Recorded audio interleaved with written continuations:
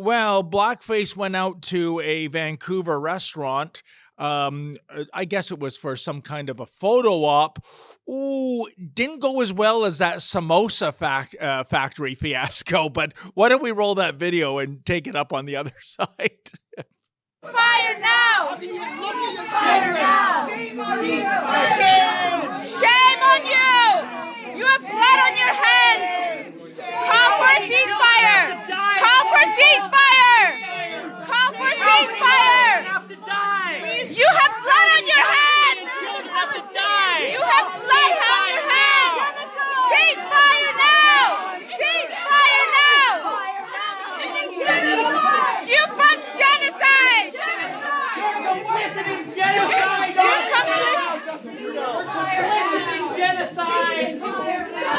Mr. Prime Minister, how many more kids? Justin Trudeau, you fund genocide! How many more kids, Mr. Prime Minister? How many more kids have to die? You fund genocide, Justin Trudeau! Look at us! Look at us! Look at us, Justin Trudeau! Answer for your crimes! You are killing kids! Ceasefire now! Ceasefire now! Ceasefire now!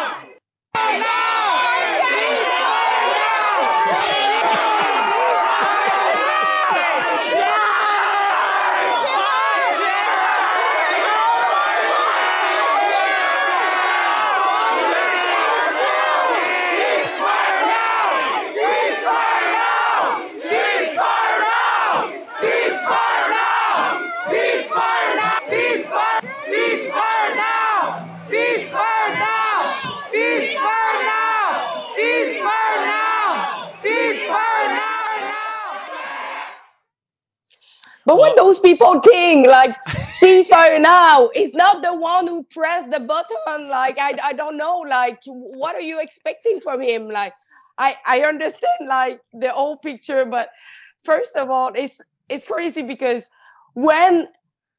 come back in the past, when the anti-vaxxer or people were against, like, the restriction, the sanitary restriction, and we had the trucker convoy, did you see how Justin Trudeau were painting them, how badly he was talking against them, and he freezed the bank account.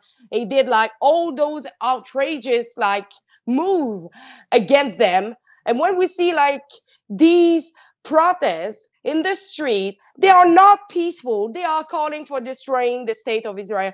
They are calling for destroying the Jews. They are calling for so many bad things. He's not saying anything. He's not condemning anything of what happened. He's not, like, when Adel Shakawi in Montreal literally did a speech calling for killing Jews. Sorry, I'm just scared, like, YouTube, like, sorry. I sometimes have some moment of what I can say or not. Did he do something? It's mostly like François Legault who did something so far. François Legault came out, condemned it, and now there is an investigation, I think, like, over this man. But do that man have a bank account frozen? Did he spend like 3 months in jail or a year in jail, as like Tamar Lich experienced? No. It's double standard on what we are imposing of some of the people of the society who go against the narrative, and some of the people who are, like, supporting terrorism. So please tell me, like, what is going on in Canada? You're 100% right. It is a double standard, Alexa. It is hypocrisy. As we know from the trucker convoy, they never professed violence against anyone or anything. And yet we had normal Canadians who weren't even at the demonstration who had the temerity to donate $50 to the convoy, having their bank accounts frozen. I don't think I've heard of one bank account frozen by the pro-Hamas people. And what do they chant? From the river to the sea. That's code for wiping Israel off the face of the map. We see vandalism, we see graffiti, we see disturbance of Remembrance Day ceremonies. And quite frankly, Alexa, I think the more and more our political leaders turn a blind eye and law enforcement doesn't make arrests, the more emboldened these people are going to get. And Mhm. I think it's only a matter of time before a Canadian is killed by these lunatics because they feel so entitled. So much of this is going unpunished. And I'm not talking about breaking a thought crime law, like making a donation to a trucker convoy. I'm talking about breaking a law and committing hate crimes. And it goes by the wayside. Now, the funny thing And is, when you and you know analyze... what Oh, is different with Canada and London? What I observe, yes, there please. is native British. There is a lot of British who came out that day to protect the cenotaph and to give their respect to the British Armed Force.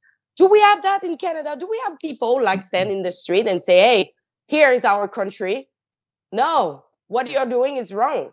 And and and those British were saying like the police are doing favoritism towards the anti-Israel march Yeah. to our protesters. And what I saw is like the police is scared. Police is scared to do anything.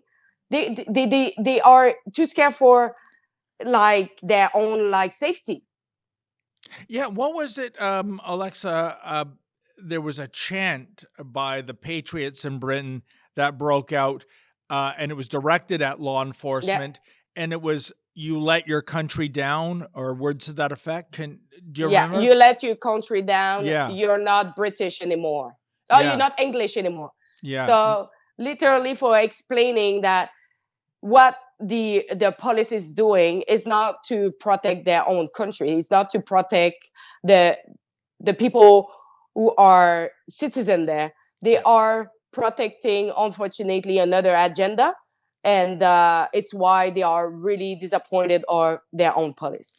And you know, Alexa, again, in the Department of Double Standards, if I understand, the Met Police has hundreds and hundreds of officers monitoring Hmm. social media.